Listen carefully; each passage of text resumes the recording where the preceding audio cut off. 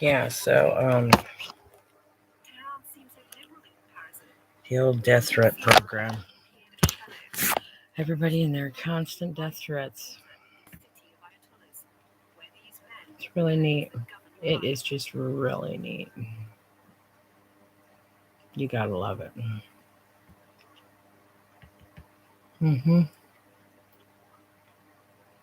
Yeah.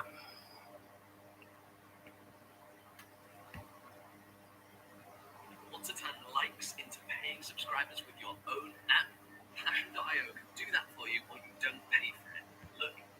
In this world crisis, so many people are panicking and there is mass confusion as people are coming up with conspiracy theories and supposed hidden agendas. But what I'm going to do is show you the real hidden agenda that you have to know about. Before we look at the real hidden agenda, what I want to do is point out to you how crazy it is for people to say that this was planned by the rulers of this world. That is insane. This crisis is exactly the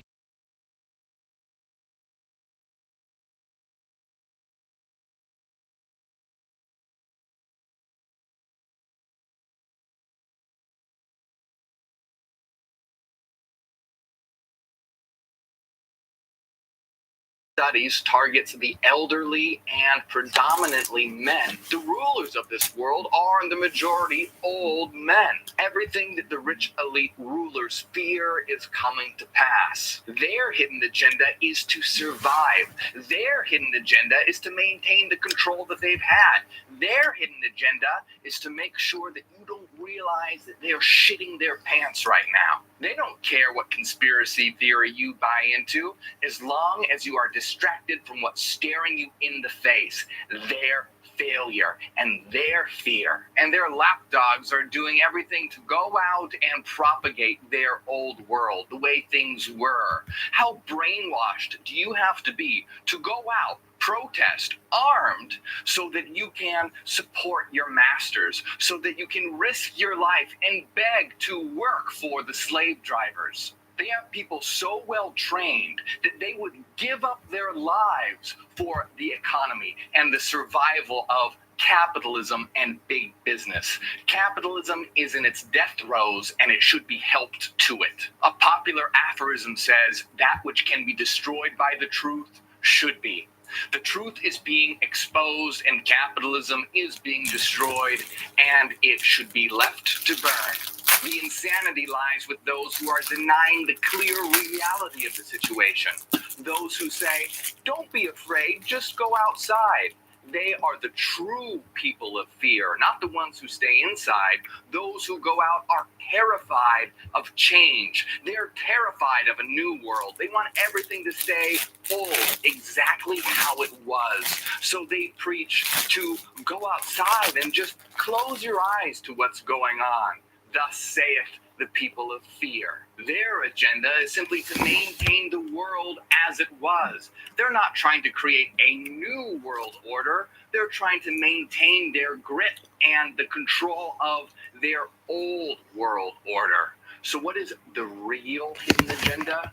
We are the real hidden agenda. We don't want the old world. We embrace change. We want to create a new world order, an order in which everything is exactly the opposite of how it once was, where nothing is the same, where the inept and the rich are removed from power. We wish to create a new world that is a unified and meritocratic world. This world has never been led by those who are truly compassionate, rational, and meritable. It has only been led by those who have manipulated and conned their way to the top. We are the real hidden agenda, the new agenda. But we are only a hidden agenda because the world doesn't know about it yet. We want everyone to know about our agenda, and that is to establish a new world where everyone is treated as a living mind, where this world is looked at as a living entity, a living, thriving organism, a mind, and not as a factory, not as a machine, not as something to kill and squeeze the life out of, to drip the last drop of profit from the blood of this world. Friedrich Nietzsche said, the weak and debauched shall perish, and one should help them to it. The old world is weak and botched, and it's hanging over the cliff. And one should not try and save it and return the world to the way it was. I love you, push it, let it fall, let it be destroyed, let it be torn asunder on the rocks below, so that we may create a new world, one that values human life instead of valuing profit. So join us as we create this new world, a conscious collective, a new humanity, and a new earth. So humanity needs to get its collective head out of its ass. Stop worrying about crazy conspiracies. Stop focusing on 5G and focus on the real problem, the real enemy, the capitalistic system, the rich elite rulers, and everything that was done wrong in the old world. It's time to look to the future, not try and preserve the past. Don't spread conspiracy. Don't deny modern medicine. All of these things are just distractions. Every day more stupidity is revealed and more evil is exposed. It's time to say that we have had enough. So help us spread our message to the world. Help us share this information and inspire humanity to what it can become if we work together. We look at this world as a community of free beings with infinite potential within each and every one of us. And we wish to build a society that maximizes, actualizes, and brings out that potential in each and every one of us. This world, this culture, this society has no goals. There is no goal. If there's a goal, all it is to make money. We will build a world unified by the grandest of goals, and that is by actualizing the potential in each and every one of us to create marvelous works of art out of every individual in this world. So we are the real hidden agenda. We are the true new world order. The old rich elites, their hidden agenda is to simply keep you from seeing them shaking in their boots, and they don't want a new world. They want to keep the old world order from dying. It's time to throw out the old and bring in the new. So what about you? Are you someone that fears the new and wants everything old to remain in place? Or are you someone that embraces the new and will help create the new? It's time for a world that's not treated like a machine or a factory, but a living, thriving unity. Join us as we create a radical new vision of the future, a world that is different in every way from the old. Make sure you share this video and help us spread this information. Watch these videos here to know more about who we are and subscribe to this channel to stay updated. If you enjoy my work, consider supporting on Patreon so I can bring you even more content. My name is Morg, and I am Hyperion. Ad Astra, to the stars. To the stars, baby. To the moon and back, baby. Baby darling. She takes a picture, and in that picture is this ET. He puts the camera over in that direction, and everyone looking in that direction at that moment saw it. Yeah. You can make contact with these civilizations, and you do not need the government. And that's when they take me into a hotel room later that night and very aggressively say, what the hell do you think you're doing? Because those projects understand the power of consciousness, and that the Rosetta Stone of contact has to do with these protocols. They were not happy that we were doing this without their permission. You are a film, motherfucker. You are a fucking film, motherfucker. Look at Baby's new coat. That sure is a nice coat, baby. Boy, that sure is nice. Experiences thousands of people sure doing are this. Nice, it's happening baby. now. You are really nice. I know that baby guy. The experience is False disclosure is happening right now. The actual disclosure we did already. It's the Bean Show right now. Sometimes we have to turn on the Bean Show for people, just in case they want to see what the hell Bean's doing. What the heck Bean's been up to these days? Bean, what have you been up to, bud? He's just You're the chilling with tucker his inner mom. and the meal He's planner, watching YouTube. the chauffeur and the activities He's coordinator. watching YouTube. It's a lot He for one likes to person. watch that show. But with Johanna, there's another He's you watching to it. help tackle that to-do See, he's list. listening. Johanna isn't just some productivity app. Yeah. It's an actual person He who likes can get to actual listen. things done. Just create a task and your Yo assistant takes it from there. So you can get back some of the time you waste on little things and spend it on the things that, well, aren't so little anymore. While you're busy trying to get somebody to eat their fruit, you'll have somebody to deal with the cable company for you. Been meaning to get that heirloom rug good as new? Your Yo assistant will research your options and coordinate with local pros to get it done. Your Yo assistant is someone you know by name and someone who can learn your calendar, your kid's shirt size, where you get your haircut, and whatever else they can learn to help you do things the way you would do them. Now there can be a little more of you to take care of everything else with Johanna.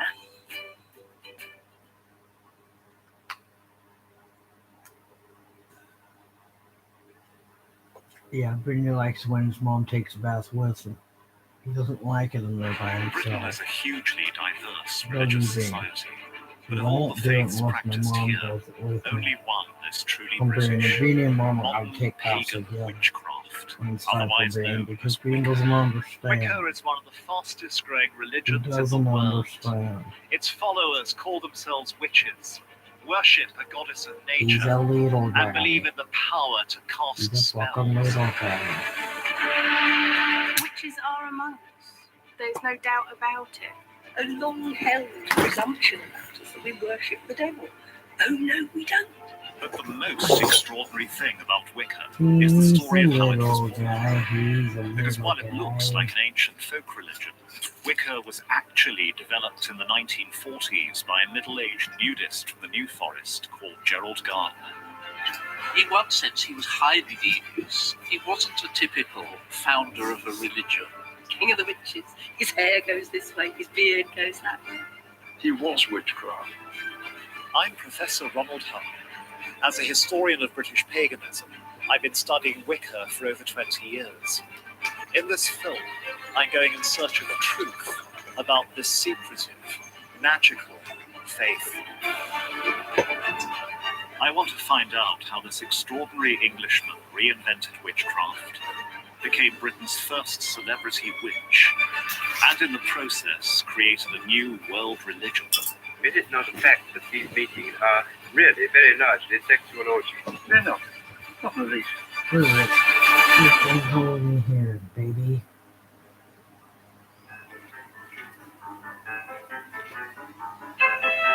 Look at that nine hatches. You might not realize it, but in Barricaded modern in Britain there you like are never Fort far fucking from a Knox. witch. They don't wear pointy hats, and they don't ride on broomsticks, but they do cast spells, and they definitely believe in magic. And unless we're talking about Harry Potter, a lot of people find that problematic. To the public, Wicca is often seen as mysterious, secretive, maybe even dangerous. But is this fair? I've been studying Wicca for 2 decades, and I have yet to be turned into a frog.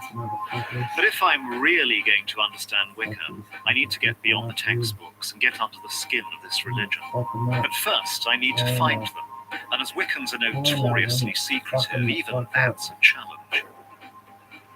I've been invited to attend a ritual of a Wiccan group, which is quite an honor.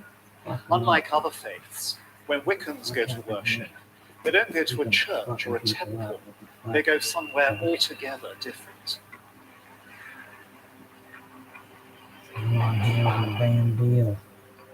Modern witches are often urban creatures, but as a reverence for nature lies at the heart of their faith, they conduct their rituals in parks and woods right in the heart of the city. But despite this, you would never know they were there. As an outsider, attending this ritual is a rare privilege. To talk me through it is one of Britain's highest-ranking Wiccan priestesses, Christina Oakley-Harrington. This is a gorgeous-looking place. Why have you chosen it? What are we going to do here? Well, we're in Queenswood, which has been used by pagans for ceremonies for decades and decades. And what we're here to do is to have a Wiccan-based ceremony to remember what's sacred about us and about our connection and our connection with the land and the place that we live. And it's customary in Wicca that there aren't observers, there are only participants. So I'd like to invite you to join us if you'd be willing to. I'd be honoured. I'm a bit nervous. When doing a Wiccan ritual, one feels in connection with something very, very old and connected to the earth. And those things that we find deeply moving and beautiful, the moon, the sunsets, those parts of nature that we don't understand, that give us a sense of mystery and awe. May this place be blessed and sanctified. We make a Wiccan ceremony by casting a circle, and that's done with a wand. What it's like to cast a circle is to make a space that is completely within nature in order that we can leave aside those things that we have to deal with every day. But this is a place of rest. There's a part of the ceremony in which we consecrate one another. And in that moment, we're doing the balancing act, which is remembering the divinity that dwells within. So when we consecrate each other with the salt and the water, we're remembering, you're a human being in front of me, but you too are divine. Blessed be. When doing a Wiccan ritual, one feels in connection with something very, very old and very beautiful and very connected to the earth. And all the tension of all the duties and all the things that we have to carry, I just feel it just draining away. Blessed be.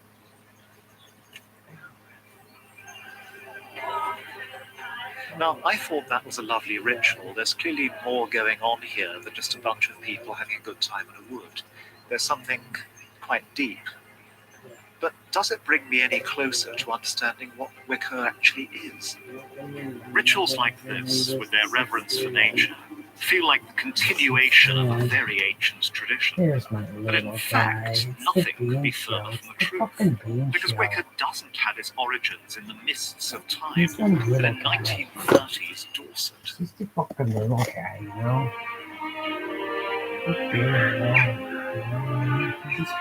In 1938, a 52-year-old ex-colonial gent called Gerald Gardner retired with his wife to the south coast of England. This is Highcliffe, an archetypal conservative English community with its village church, Rotary Club and Tory MP.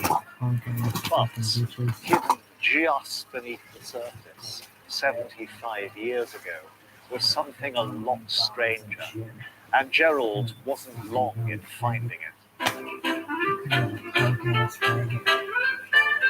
For one thing, Highcliffe was a hot spot for naturists, and despite his eminently respectable appearance, Gerald liked nothing more than taking his clothes off. Well, Gardner moved to this area in 1938, and this is the house that he bought. Wow. And this is where Gerald and his naturist friends would have enjoyed the sunshine. It's almost the perfect private nudist paradise. It's large, it's sunny, it's open, yet it's well hidden. Gerald had found the perfect retirement spot, and he wasn't alone. Bankers, accountants, teachers, and a host of tea and scones types seemed to be keen on retiring disgracefully. We've got extraordinary evidence of this from a rather jokey piece which appeared in the Christchurch Times in 1939. The instant success with the neighbours of the Elphinstone Road nudist colony has been marked. One old gentleman who has rented a second floor back says his outlook on life generally has entirely changed in the last few weeks. He has now no use for his car or fishing tackle and wishes to exchange them for anything useful such as telescopes, binoculars or camera. And also Gardner had a darkroom built, and I think he was going to develop and print his own photographs, but it may be that they were of a naturist nature, that it's not the sort of thing you want to take along to your local chemist, because even more rumours would have spread then. He would stand out when he arrived because he would look so different. He had this shock of white hair, and also what I remember was that he had tattoos on his arm, and I know of boys that they would cross the road, that he was a bit odd looking. So, even with his clothes on, Gerald seemed different. It was rumoured that his racy photo sessions went along with affairs and a taste for flagellation. But Gerald wasn't satisfied. He was seeking something stranger, and in 1939 he found it.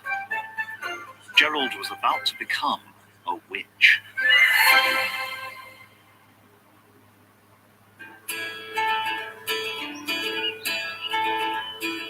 This old house in Hampshire has a remarkable claim to fame, for it was here on a night in 1939 that a middle-aged man called Gerald Gardner was apparently initiated into witchcraft.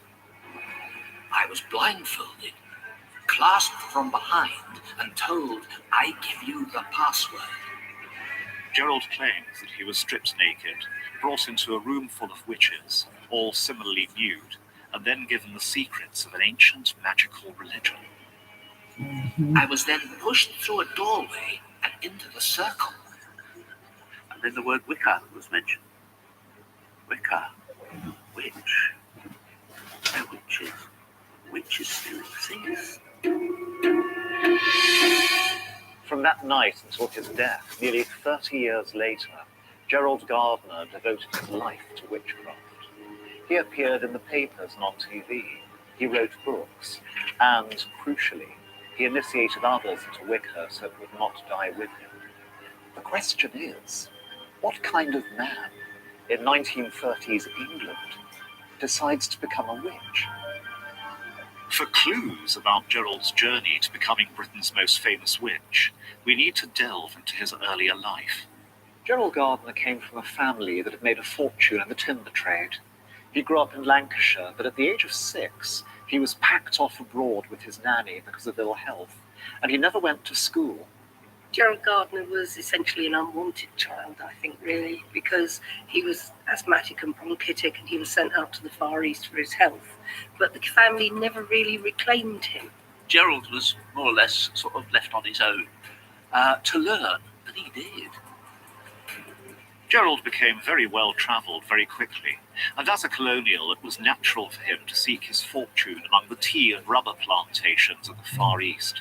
But while most colonials were content to sit back and drink G&T, Gerald went out and studied the tribal cultures of the places where he was living. In particular, he became fascinated by tribal ritual magic. One of the rituals that he attended was putting a young girl into trance. Disease was driven out of their bodies by spells. Magic to these tribal people was a matter-of-fact affair. It was real. Gerald says it was really quite an atmosphere. It was quite unlike anything that he had seen before. Gardner's fascination with tribal magic went along with a deep interest in Western occultism. He was inspired by pioneers like Sherlock Holmes author Arthur Conan Doyle, who was heavily involved in spiritualism and had become one of the most prominent public figures in magic and the supernatural. Gerald picked up on Conan Doyle's magical world, and it wasn't long before he was following in his footsteps, experimenting with seances and spiritualism. The tribal rituals he then witnessed in Malaya only cemented this belief that magic was a powerful and very real thing. It's the Bubba show. Bubba's over there sleeping. He's sleeping and he's So by the time he listening to retired to YouTube. Highcliffe, Gerald had been studying magic for Quit being decades, still. and he Quit soon being made Shirley contact still. with local occultists. In Quit being particular, a doing large this group of lifestyle lately. Freemasons who were based nearby. He actually, Beanie wants He to found watch the people dog who were, show. if not exactly like-minded, We're gonna turn then it on, similarly minded. Some people Billy were very Bob interested in Thornton's esoteric fucking things, dog show. but others that were interested in nature Dog and TV. nature spirits. They were Billy people who Bob knew the local Thornton folklore. created Dog They knew TV. the lie of the land. That's so nice Those of him. people, as he got to know, were interested in something else as well. This something else turned out to be a kind of native English version of the ritual magic Gerald had experienced in the Far East. It was real English witchcraft, and Gerald wanted in. He began taking part in magical rituals out in the New Forest. But what did witches actually do? And at this point in British history, what did it mean to call yourself a witch? As Gerald tells it, after his initiation, he and his coven began to work rituals in the New Forest, and they certainly started a tradition which continues to this very day. I've come to meet Wiccan priestess Pandora, who's going to demonstrate a ritual that Gerald and his coven would recognize. It's based on a traditional kind of healing spell, but the way it's done in a group casting a circle using certain words all comes from Gerald. So we've got some hazelnuts here in the cauldron. What we're going to do is imbue them with some of our wishes and strengths, things that we think we can use in the dark of the year coming. Does this actually involve casting a spell? That's exactly what we're doing. Gosh. Earth and water, air and fire, charge these seeds with our desire. Natural objects, in this case hazelnuts, are charged with energy designed to cure winter ailments. And as I've got a cold, I'm hoping that it might help me.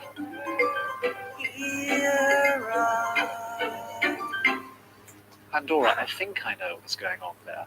It felt as if we were charging these material objects with our own spiritual energy, with the support of other spiritual entities which you've invited to our circle. Is that kind of right, or is there more to it than that? The other thing to add into it too is we're adding our own energies, because what we do is we've taken that energy that's around us and we've pulled it into ourselves, and because we've got ourselves moving, we use that energy within us to charge these. Imagine, if you can, how this sort of thing would have seemed to most people in 1939. To most residents of Highcliffe, had they but known the truth, Gerald would have seemed little short of insane. But was this all madness, or was Gerald simply following tradition? In Britain,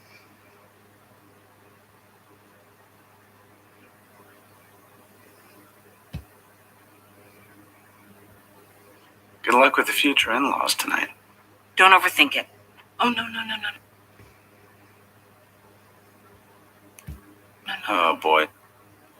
Aveeno Stress Relief Body Wash, clinically shown to help you relax. Here you go, baby. Look at this nice shirt. It's for you to watch, baby. Look at that, baby. That's pretty nice. I think Bean's gonna enjoy it. Yeah, Bean's gonna really enjoy it. Sure, Bean. Sure, you're gonna love it. Look at Beanie. Look at Beanie. Look right there. Look at this nice show. Look at that show. Look at that.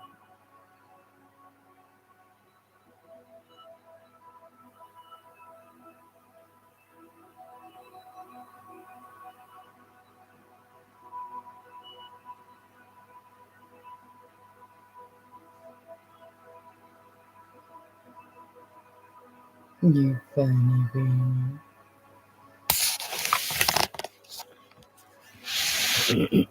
Bean actually wants to watch this other different one. You might want to watch dogs. Sometimes he prefers to watch. He loves the sheep show. Well, the sheep one's really good.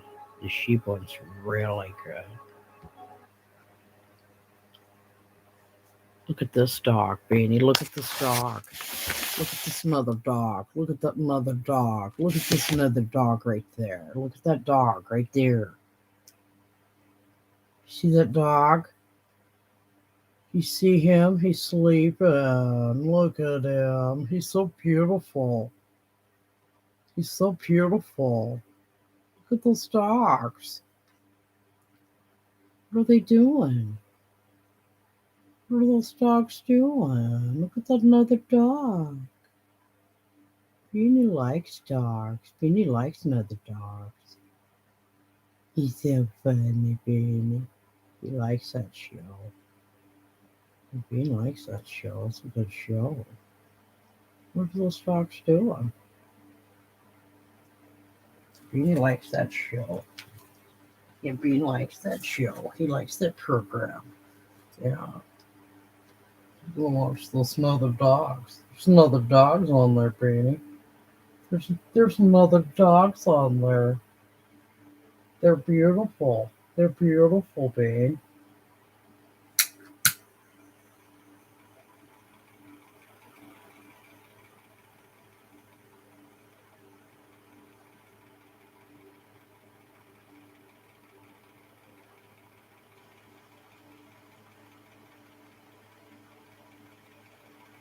Beanie really enjoys watching other dogs. He likes to watch other dogs when he gets bored at home sometimes. Sometimes when Beanie gets bored, he likes to watch other dogs. Yeah, he does. He enjoys watching other dogs. That's Beans another dogs he's watching. That's what Beans watching.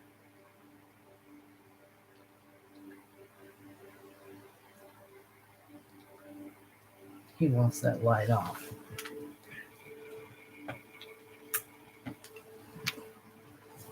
There you go, Bean. He's watching that dog.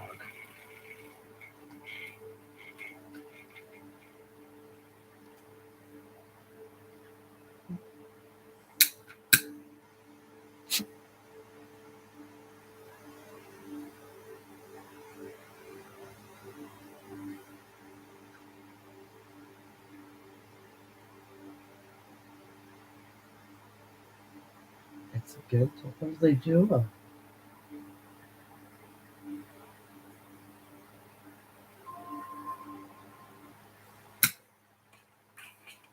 my go-to kitchen towel, and so does Nia. Wait, who gave her that?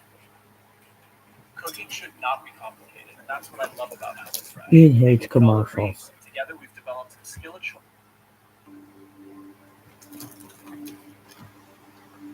What's that dog doing?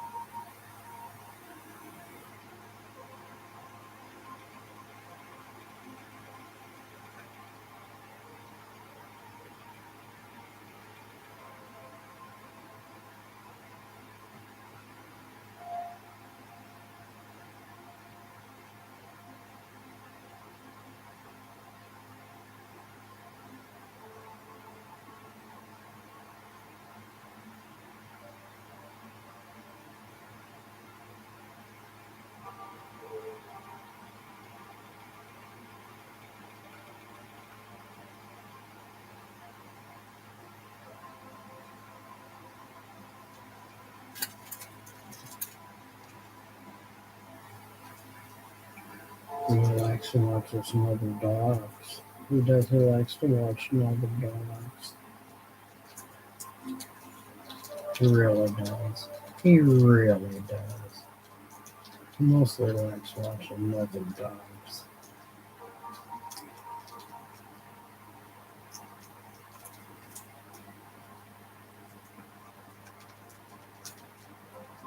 What are those dogs doing, Bean? What are they doing? What's that one shadow?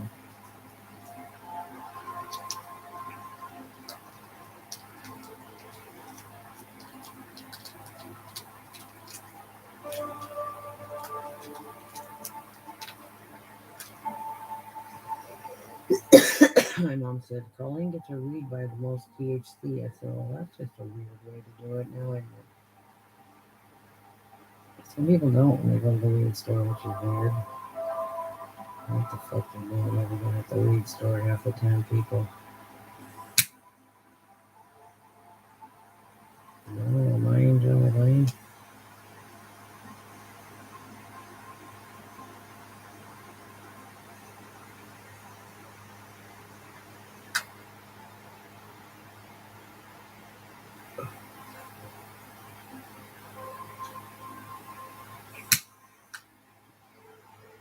Anyway. All right.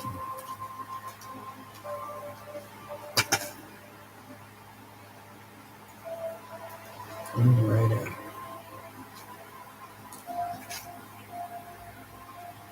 Mm-hmm. You're fucking right, dude. You got one needle left for me to fucking If I can't find the damn thread, so I use the safety fucking pin, 2 safety pins. Find that guy. Yeah, I gotta find my jogging pants now. Because I'm gonna wear something comfortable. Fucking dirty boy. Ugh, shit, honey, man. What the hell's going on here?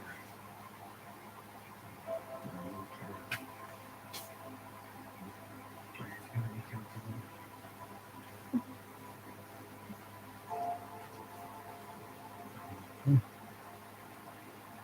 That's good.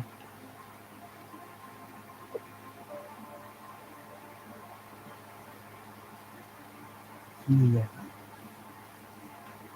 Oh yeah, Becky.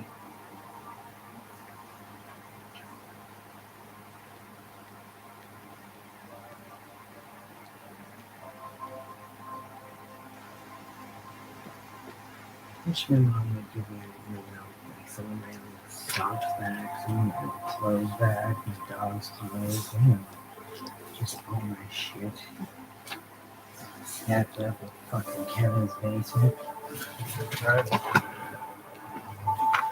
She didn't even fix her or anything. She didn't even give a fuck. She's just a fucking dipshit. Whatever she can do. She can do something to try to make your life fucked up. And she gonna do it, honey. She gonna do it, baby. Okay? She gonna do it. Anyway, anyhow, I sure was glad I got this big, huge crystal. What are those mother dogs doing, Bing? What are those mother dogs doing on there, Brandy? What are those mother dogs doing? What are those mother dogs doing, Baron? He's like, shut up, Mom.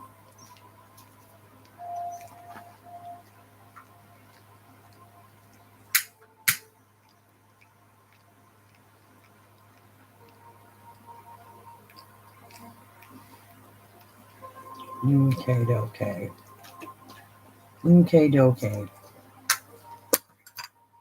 Yeah. TV. Oh, look at that pretty dog. That looks like Ruffles, kinda. That looks like Ruffles.